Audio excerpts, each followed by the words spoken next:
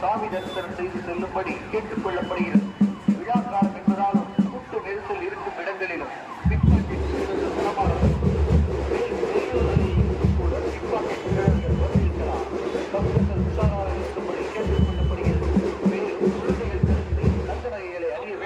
காவல்துறை எச்சரிக்கிறது.